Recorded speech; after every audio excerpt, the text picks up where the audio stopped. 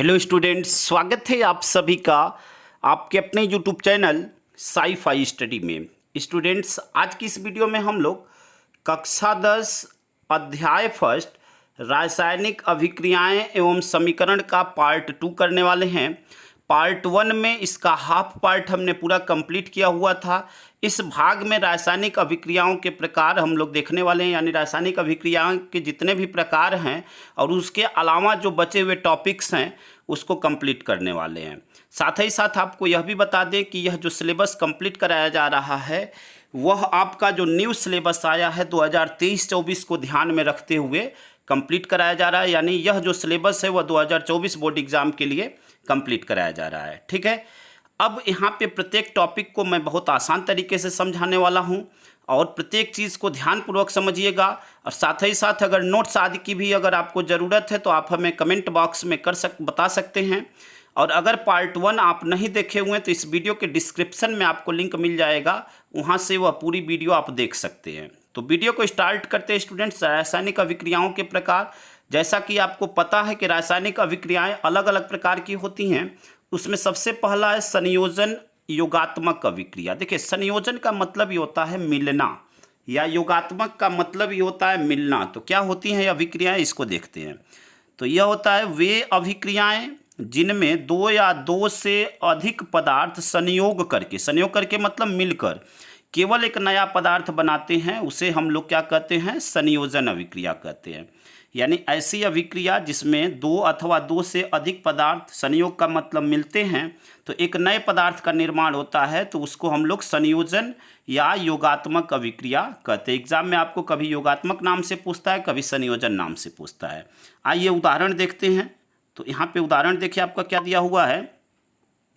Hydrogen gas को oxygen gas में जलाने पर जल बनता है। ठीक है, अब यहाँ पे देखिए हाइड्रोजन है और यह ऑक्सीजन है और यहाँ पे दहन हो रहा है। दहन का मतलब जलाया जा रहा है, तब किसका निर्माण हो रहा है, जल का निर्माण हो रहा है। यानी यहाँ पे दो अलग अलग पदार्थ हाइड्रोजन और ऑक्सीजन मिले, तो मिलने के बाद एक पदार्थ का निर्माण हो रहा है, यानी जल का निर्माण हो रहा है। तो इसलिए यह क्या है, एक संयोजन अभिक्रिया है। सेकेंड उदाहरण को देखते हैं। एथिलीन तथा हाइड्रोजन की संयोजन अभिक्रिया के फलस्वरूप एथेन गैस प्राप्त होती है। तो यहाँ पे आप देख रहे हैं एथिलीन यानी C2H4 जो कि एथिलीन है, और यहाँ पे हाइड्रोजन से अभिक्रिया किया जा रहा है और 300 डिग्री पे इसको गर्म किया जा रहा है, तो एथेन का निर्माण हो रहा है, यानी C2H6 का निर्माण हो रहा है। ठीक है, तो यहाँ पे एथेन गैस बन रही है, यानी यहाँ पे एथिलीन और हाइड्रोजन मिलने के बाद एथेन का निर्माण हो रहा है, यानी यह एक संयोजन अभिक्रिया का उदाहरण है। अगले उदाहरण को देखते हैं स्टूडेंट्स यहाँ से। अब यहाँ से अगला उदाहरण आपका उदाहरण नंबर 3 है। कार्बन मोनोऑक्साइड क्लोरीन से संयोजन करके विषैली गैस फास्जीन बनाती है, जिसे कार्बोनिल क्लोराइड भी कहते हैं। अब यहाँ पे इसका रासायनिक अभिक्रिया देखते हैं। तो अभिक्रिया यहाँ पे देखिए CO यानी कार्बन मोनोऑक्साइड क्लोरीन के साथ मिलने के बाद कार्बोनिल क्लोराइड बनाती है, यानी COCl2 बनाती है। ठीक है, यहाँ पे कार्बन मोनोऑक्साइड यानी COCl2 के साथ अभिक्रिया करके COCl2 बनाता है। यहाँ पे आप देख सकते हैं। तो यह क्या है, यह सभी जो है संयोजन अभिक्रिया के उदाहरण है। तो उम्मीद करते हैं कि यहाँ तक स्टूडेंट्स आप अच्छी तरह समझ गए होंगे। आइए अगली अभिक्रिया को देखते हैं। अगली अभिक्रिया आपकी विस्थापन या प्रतिस्थापन अभिक्रिया है। विस्थापन का जो दूसरा नाम होता है वह प्रतिस्थापन अभिक्रिया होता है। तो देखिए यह क्या होता है, वह रासायनिक अभिक्रिया जिसमें अधिक क्रियाशील तत्व कम क्रियाशील तत्व के परमाणु को विस्थापित करके स्वयं उसका स्थान ग्रहण कर लेते हैं, उसे विस्थापन अभिक्रिया कहते हैं। यानी इसमें क्या होता है कि जो अधिक एक्टिव तत्व होता है वो अपने से कम एक्टिव तत्व को हटाकर उसका स्थान ग्रहण कर लेता है, इसलिए हम लोग इसको विस्थापन या प्रतिस्थापन अभिक्रिया कहते हैं। प्रतिस्थापन का मतलब ये होता है कि किसी का स्थान, मतलब किसी का स्थान ग्रहण कर लेना, किसी को हटाकर और उसका स्थान ग्रहण कर लेना। आइए उदाहरण देखते हैं, इससे और अच्छी तरह समझ में आएगा। यहाँ पे देखिए उदाहरण में कॉपर सल्फेट के विलयन में लोहे की कीलें डालने पर निम्नलिखित अभिक्रिया होती है तथा लोहे की कीलों पर कॉपर धातु जमा हो जाती है। तो यहाँ पे देखिए CuSO4 जो कि कॉपर सल्फेट है, लोहा यानी आयरन से अभिक्रिया करके यह फेरस सल्फेट बना रहा है और कॉपर बना रहा है। तो यहाँ पे देखिए, यहाँ पे क्या हो रहा है कि जो सल्फेट है वह आयरन के साथ मिलकर फेरस सल्फेट बना लिया, यानी आयरन सल्फेट के साथ मिल विस्थापित हो गया, सल्फेट विस्थापित हो गया आयरन के साथ, और यह फेरस सल्फेट बना लिया और कॉपर यहाँ पे अलग हो गया। ठीक है, उम्मीद करते हैं कि इस बात को आप अच्छी तरह समझ गए होंगे। आइए आगे देखते हैं।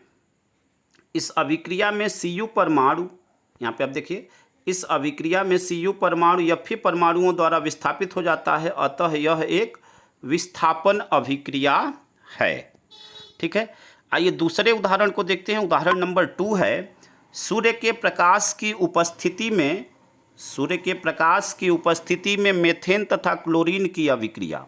तो यहाँ पे देखिए, यह मेथेन है जो कि क्लोरीन के साथ अभिक्रिया करके मेथिल क्लोराइड बनाता है और HCl हाइड्रोजन क्लोराइड गैस बनाता है। यानी यहाँ पे क्या हो रहा है, देखिए, इस अभिक्रिया में जो मेथेन अणु में उपस्थित एक हाइड्रोजन परमाणु एक क्लोरीन परमाणु द्वारा विस्थापित हो जाता है, अतः यह एक विस्थापन अभिक्रिया है। यहाँ पे हाइड्रोजन परमाणु क्या हो जा रहा है, विस्थापित हो जा रहा है, इसलिए यह क्या है, एक विस्थापन अभिक्रिया का उदाहरण है। तो यह दोनों उदाहरण विस्थापन अभिक्रिया के हैं। उम्मीद करते हैं कि यह दोनों अभिक्रियाएं यानी संयोजन और विस्थापन दोनों को आप अच्छी तरह समझ गए होंगे। स्टूडेंट्स, अगर यह वीडियो आपको अच्छा लग रहा है तो वीडियो को लाइक शेयर कमेंट जरूर कर दें। आइए अगली अभिक्रिया को देखते हैं। स्टूडेंट्स, अगली अभिक्रिया आपकी अनुत्क्रमणीय अभिक्रिया है। देखिए, इसमें क्या होता है, वह अभिक्रिया जो केवल एक ही दिशा में संपन्न हो सकती है उसे अनुत्क्रमणीय अभिक्रिया कहते हैं।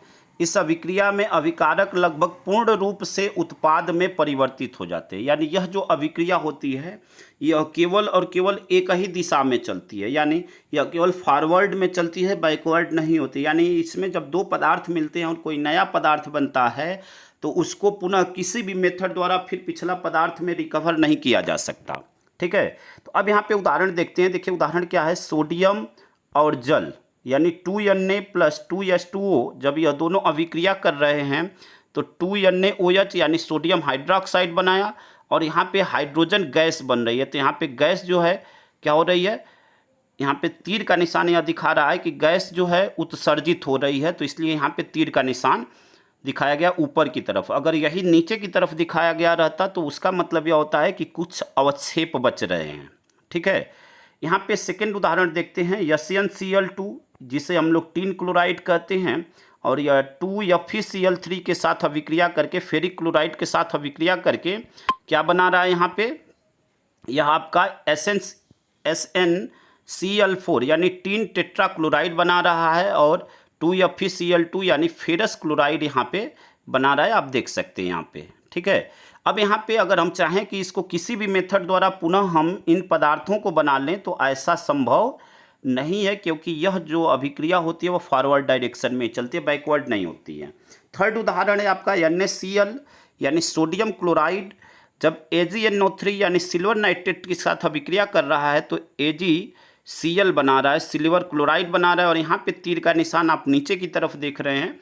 इसका मतलब यह होता है कि उसके कुछ ना कुछ अवक्षेप बचे हुए। यहाँ पे तीर का निशान देखिए, यहाँ पे तीर का निशान नीचे की तरफ है, यानी उसका कुछ ना कुछ अवक्षेप बच रहा है और NaNO3 यानी सोडियम नाइट्रेट बन रहा है। ठीक है, तो उम्मीद करते हैं कि इस अभिक्रिया को आप अच्छी तरह समझ गए होंगे। आइए उत्क्रमणीय अभिक्रिया को देखते हैं। तो उत्क्रमणीय अभिक्रिया क्या है, इसको समझते हैं। वह अभिक्रिया जो समान परिस्थितियों में दोनों दिशाओं में चल सकती है उसे उत्क्रमणीय अभिक्रिया कहते हैं। यानी जो उत्क्रमणीय अभिक्रिया है वह अनुत्क्रमणीय अभिक्रिया के विपरीत है। यानी वह अभिक्रिया जो समान परिस्थितियों में दोनों दिशाओं में चल सकती है उसे उत्क्रमणीय अभिक्रिया कहते हैं। यानी यह फॉरवर्ड और बैकवर्ड दोनों दिशाओं में चलती है।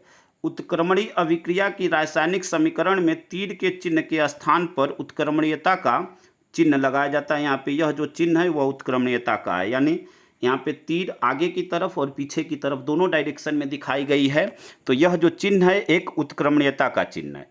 तो आइए उदाहरण को समझते हैं। यहाँ पे उदाहरण देखिए क्या है, CaCO3 जो कि कैल्शियम कार्बोनेट है और यहाँ पे यह जो चिन्ह है उत्क्रमणीयता का देख रहे हैं, फॉरवर्ड और बैकवर्ड दोनों दिशाओं में दिखाया गया है। और यह जब टूटता है तो वह कैल्शियम ऑक्साइड यानी CaO और CO2 का निर्माण करता है। यानी कैल्शियम कार्बोनेट CaCO3 जब फॉरवर्ड डायरेक्शन में चला तो वह क्या बना, कैल्शियम ऑक्साइड और carbon dioxide, CO2 carbon dioxide बना।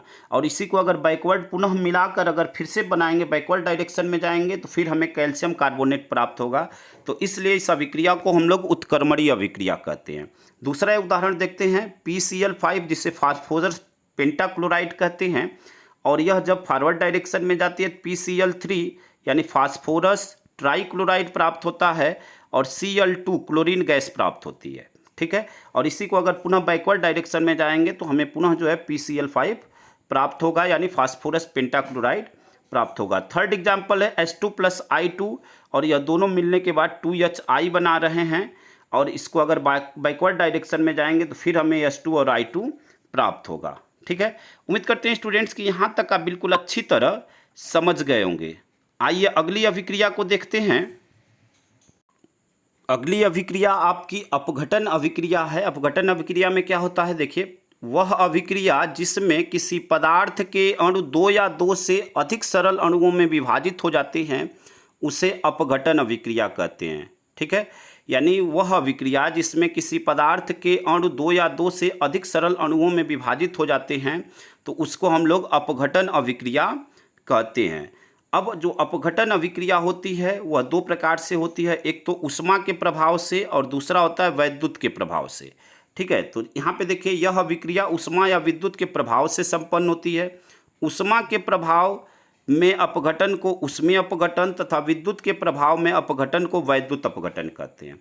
अपघटन का मतलब ही होता है टूटना, अपघटन का मतलब ही होता है टूटना। ठीक है, तो जो अपघटन होता है वह 2 टाइप से होता है, एक तो ऊष्मीय अपघटन होता है, तो जब ऊष्मा के प्रभाव से अपघटन होता है, किसी पदार्थ का टूटना होता है तो उसे ऊष्मीय अपघटन कहते हैं, और विद्युत के प्रभाव से किसी पदार्थ का टूटना होता है तो उसे हम लोग वैद्युत अपघटन कहते हैं। आइए उदाहरण को समझते हैं। यहाँ पे पहला उदाहरण है आपका यहाँ पे 2KClO3 जिसे पोटेशियम क्लोरेट हम लोग कहते हैं, और जब इसको गर्म किया जा रहा है, देखिए ऊष्मा के प्रभाव से यहाँ पे यह टूट रहे हैं तो यह क्या बन रहा है, 2KCl बन रहा है यानी पोटेशियम क्लोराइड बन रहा है, और 3O2 यानी ऑक्सीजन गैस बन रही है।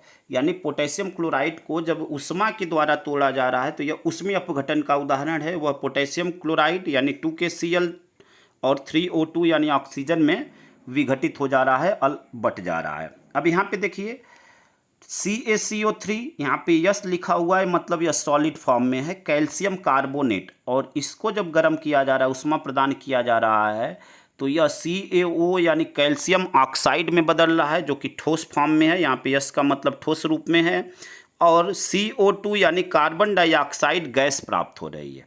ठीक है, यानी यहाँ पे कैल्शियम कार्बोनेट जो है गर्म करने पे वह विभाजित हो जा रहा है कैल्शियम ऑक्साइड और कार्बन डाइऑक्साइड में। अगला उदाहरण है आपका 2H2O जो कि लिक्विड फॉर्म में है। यह विद्युत अपघटन द्वारा हो रहा है, विद्युत के प्रभाव से यह अपघटित हो रहा है। तो यह किस में टूट रहा है, 2H2 जो कि गैस फॉर्म में है, यह हाइड्रोजन गैस है, और यहाँ पे O2 यानी ऑक्सीजन गैस है। यह 2 भागों में विभाजित हो जा रहा है।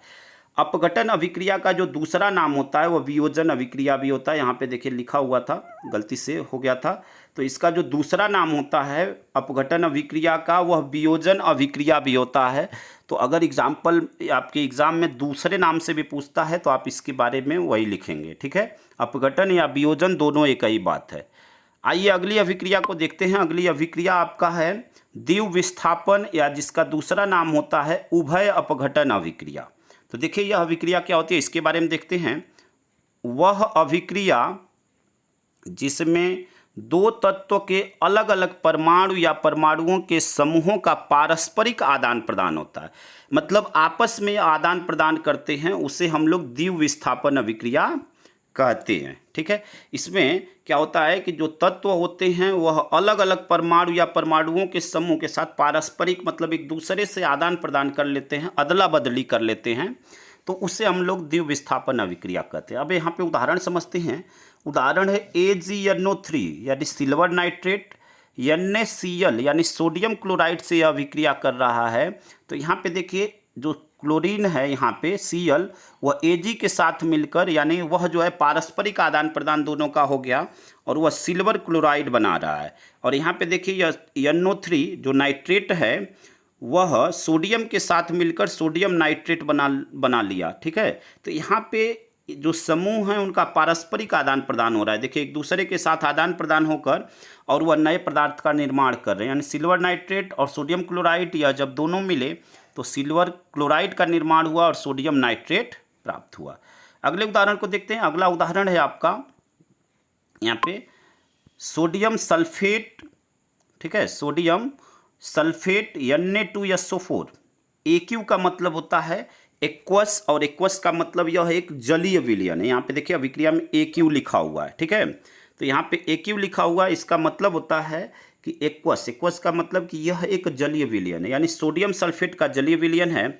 और यह बेरियम क्लोराइड BaCl2, यह भी जो है जलीय विलयन के रूप में है। और यह जब दोनों आपस में मिल रहे हैं तो इस अभिक्रिया के दौरान क्या प्राप्त हो रहा है? बेरियम सल्फेट प्राप्त हो रहा है। देखिए, आपस में एक दूसरे का ट्रांसफर हुआ है। देखिए, यहाँ से सल्फेट बेरियम के साथ अभिक्रिया करके पारस्परिक आदान प्रदान करके बेरियम सल्फेट बनाया। और यहाँ पे क्या हो गया? 2NaCl, जो कि यह भी एक जलीय विलयन है, सोडियम क्लोराइड बना। यानी यहाँ से जो क्लोरीन था वह सोडियम के साथ अभिक्रिया करके और सोडियम क्लोराइड बना लिया यहाँ पे। ठीक है, तो इसलिए यह क्या है? एक द्विविस्थापन अभिक्रिया है। उम्मीद करते हैं कि इस बात को आप अच्छी तरह समझ गए होंगे। आइए अगली अभिक्रिया को देखते हैं स्टूडेंट्स। अगली अभिक्रिया है अवक्षेपण अभिक्रिया। देखिए, यह क्या होती है?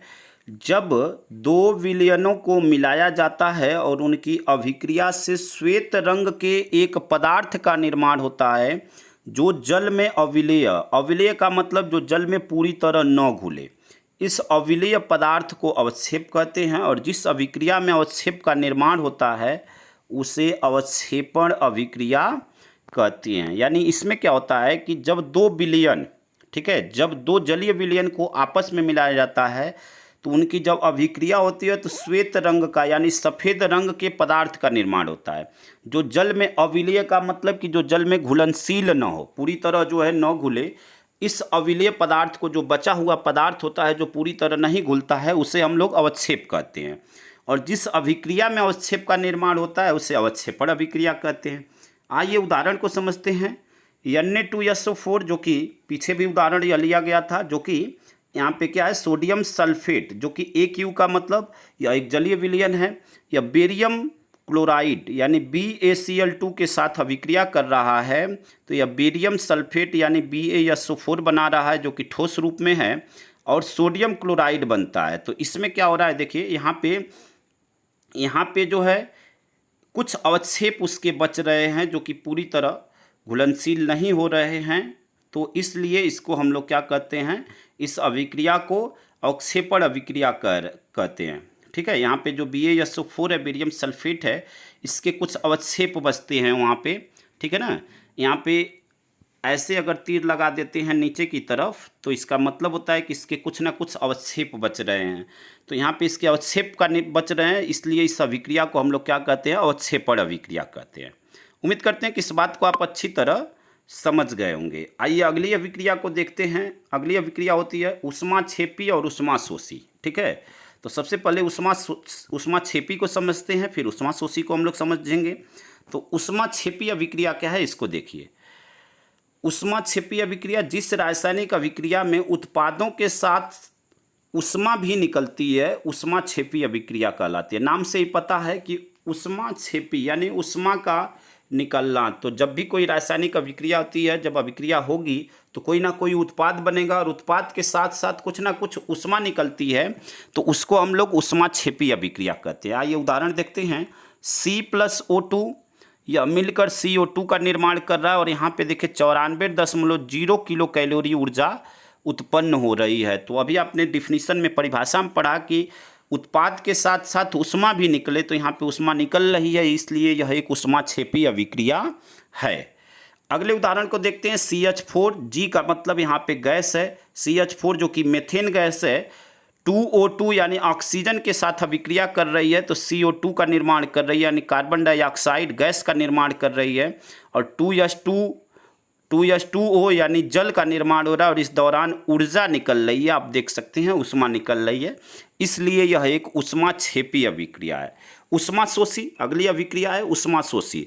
ऊष्माशोषी का मतलब कि यह जो है ऊष्मा को अवशोषित करती है, ऊष्मा को सोखती है, ऊष्मा को एब्जॉर्ब करती है, तो उसको हम लोग ऊष्माशोषी अभिक्रिया कहते हैं। जैसे देखिए, जिस रासायनिक अभिक्रिया में ऊष्मा अवशोषित होती है उसे ऊष्माशोषी अभिक्रिया कहलाती है। अब यहाँ पे उदाहरण को देखते हैं। तो उदाहरण देखिए, यहाँ पे क्या है, उदाहरण में यहाँ पे PCl5, ठीक है, यहाँ पे PCl5 जो कि गैस रूप में है और प्लस ऊष्मा। अब देखिए यहाँ पे ऊष्मा यह ले रहा है, यानी ऊष्मा को अवशोषित कर रहा है, तब PCl5 यानी फास्फोरस पेंटाक्लोराइड इसे बोलते हैं, ठीक है। तब यह टूट रहा है तो यह PCl3 यानी फास्फोरस ट्राइक्लोराइड और Cl2 यानी क्लोरीन में यह परिवर्तित हो जा रहा है, ठीक है। यानी फास्फोरस पेंटाक्लोराइड PCl5 जब टूट रहा है तो PCl3 यानी फास्फोरस ट्राइक्लोराइड और क्लोरीन गैस में यह परिवर्तित हो जा रहा है। अगला उदाहरण देखिए, यहाँ पे क्या है, अगला उदाहरण है N2 और O2 जब यह दोनों मिल रहे हैं, यानी नाइट्रोजन और ऑक्सीजन मिल रहे हैं, और इसमें देखिए 42.0 किलो कैलोरी की ऊर्जा लग रही है। यहाँ पे देखिए 42.0 किलो कैलोरी ऊर्जा यह अवशोषित कर रहा है, करने के बाद यह 2NO गैस बना रहा है, ठीक है। उम्मीद करते हैं कि इस बात को आप अच्छी तरह समझ गए होंगे। यहाँ पे देख रहे हैं कि आप यहाँ पे 42.0 किलो कैलोरी की ऊष्मा को यह अवशोषित कर रहा है, तो इसलिए हम लोग इसको क्या कहेंगे, ऊष्माशोषी अभिक्रिया कहेंगे। उम्मीद करते हैं कि पूरी बातें आपको अच्छी तरह समझ में आ गई होगी स्टूडेंट्स। आइए अगली अभिक्रिया को देखते हैं। अगली अभिक्रिया आपकी उपचयन अभिक्रिया है। देखिए यह क्या होती है, जिस अभिक्रिया में किसी पदार्थ में ऑक्सीजन की वृद्धि या हाइड्रोजन की कमी हो उसे उपचयन अभिक्रिया कहते हैं। इसका जो दूसरा नाम होता है वो होता है ऑक्सीकरण अभिक्रिया भी कहते हैं। उपचयन का जो दूसरा नाम है उसे ऑक्सीकरण अभिक्रिया भी कहते हैं। तो देखिए यहाँ पे क्या होता है कि इस अभिक्रिया में ऑक्सीजन की वृद्धि होती है। इस बात का आपको विशेष रूप से ध्यान देना है, या तो ऑक्सीजन की वृद्धि होगी या हाइड्रोजन की कमी होती है, तो उसको हम लोग उपचयन अभिक्रिया कहते हैं। यहाँ पे उदाहरण देखते हैं, 2Cu यानी कॉपर जब जल के साथ अभिक्रिया करता है, यहाँ पे तापन का मतलब कि इसे गर्म किया जा रहा है, तो 2CuO बन रहा है। यानी यहाँ पे देखिए ऑक्सीजन में वृद्धि हुई। देखिए यहाँ पे कॉपर अलग था, अब यह ऑक्सीजन के साथ अभिक्रिया किया तो यहाँ पे कॉपर ऑक्साइड यानी 2CuO बनाया, यानी यहाँ पे ऑक्सीजन में वृद्धि हो रही है, ठीक है, इसलिए यह एक उपचयन अभिक्रिया है। अगला है अपचयन अभिक्रिया। यह उपचयन का उल्टा होता है। इसमें देखिए क्या होता है कि जिस अभिक्रिया में किसी पदार्थ में ऑक्सीजन की कमी या हाइड्रोजन की वृद्धि हो उसे अपचयन अभिक्रिया कहते हैं। यानी यहाँ पे क्या होता है कि ऑक्सीजन की कमी होती है, उसका उल्टा। यहाँ पे देखिए ऑक्सीजन में वृद्धि थी और यहाँ पे क्या है, ऑक्सीजन में कमी और हाइड्रोजन में वृद्धि होती है। यहाँ पे देखिए हाइड्रोजन में वृद्धि हो रही है, तो उसे हम लोग अपचयन अभिक्रिया कहते हैं। अब उदाहरण देखते हैं। यहाँ पे देखिए उदाहरण क्या है, 2CuO प्लस H2 जब जल से अभिक्रिया कर रहा है यानी गर्म किया जा रहा है इसे, तो Cu और H2O यानी यहाँ पे देखिए यहाँ Cu से यहाँ ऑक्सीजन जो है इससे हटकर और हाइड्रोजन के साथ मिल गया, यानी यहाँ पे अब किस में वृद्धि हो रही है, हाइड्रोजन में वृद्धि हो रही है, ठीक है। यहाँ से हाइड्रोजन जो है इसके साथ अभिक्रिया करके जल का निर्माण कर रहा है, यानी हाइड्रोजन में वृद्धि हो रही है और ऑक्सीजन में क्या हो रही है, कमी हो रही है। यहाँ से देखिए यहाँ से ऑक्सीजन अलग हो गया, Cu से ऑक्सीजन अलग हो गया, यानी ऑक्सीजन में क्या हुई, कमी हुई, और हाइड्रोजन के साथ मिला, इसमें क्या हो गई, वृद्धि हो गई। तो इस अभिक्रिया को हम लोग अपचयन अभिक्रिया कहते हैं, ठीक है। उम्मीद करते हैं कि इस बात को आप अच्छी तरह समझ गए होंगे। आइए अगली अभिक्रिया को देखते हैं। अगली अभिक्रिया है रेडॉक्स अभिक्रिया, यानी उपचयन और अपचयन दोनों को मिला दिया जाए तो वह रेडॉक्स अभिक्रिया कहलाती है, ठीक है। उपचयन और अपचयन दोनों को एक साथ अगर मिला दें तो वह रेडॉक्स अभिक्रिया कहलाती है। आइए इसको देखते हैं। रेडॉक्स अभिक्रिया क्या होती है कि जिस अभिक्रिया में एक पदार्थ उपचयित तथा दूसरा पदार्थ अपचयित होता है उसे रेडॉक्स अभिक्रिया कहते हैं। इसका जो दूसरा नाम होता है रेडॉक्स अभिक्रिया का, उसे उपचयन अपचयन अभिक्रिया भी कहते हैं, ठीक है। तो इस बात को आपको ध्यान रखना है।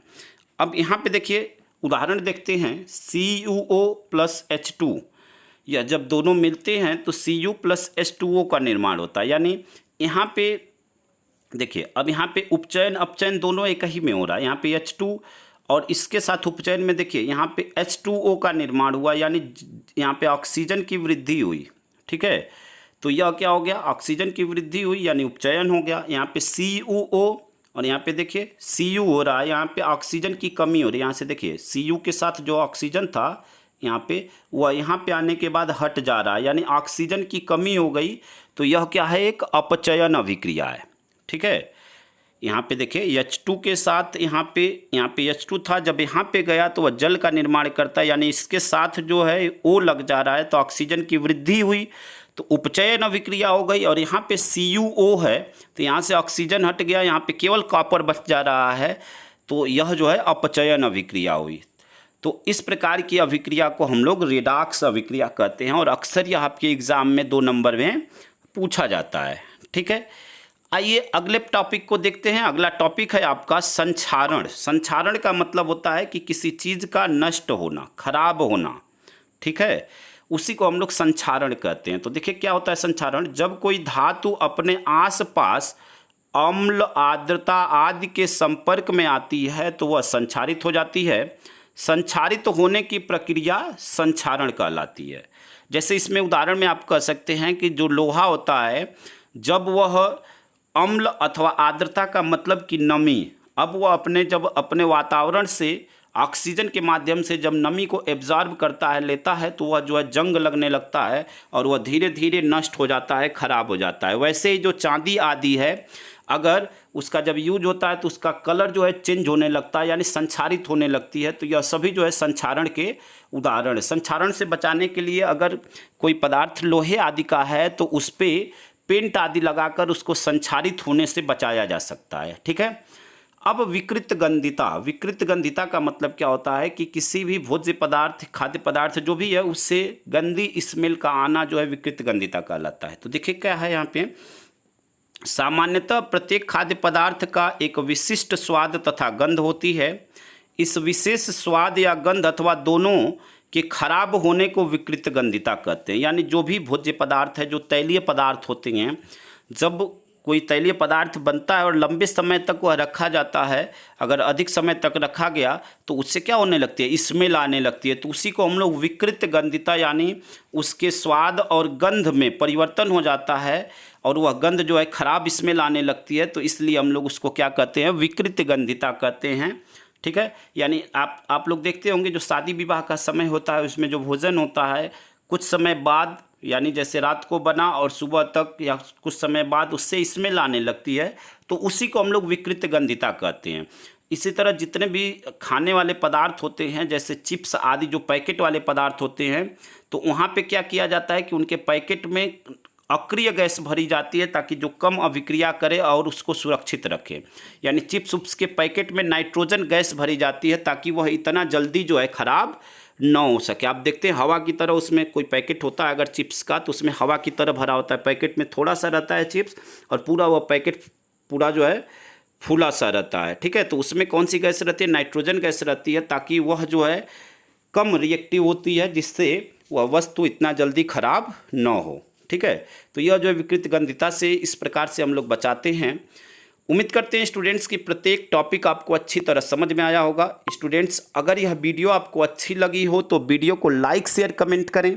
चैनल पे नए हैं तो चैनल को ज़रूर सब्सक्राइब करें और वीडियो को देखने के बाद अपने दोस्त तक ज़रूर शेयर करें। साथ ही साथ इसका फर्स्ट पार्ट हमने पूरा कंप्लीट किया हुआ है। अगर वह वीडियो आप नहीं देखे हुए हैं तो इस वीडियो के डिस्क्रिप्शन में आपको लिंक मिल जाएगा, वहाँ से वह वीडियो देख सकते हैं।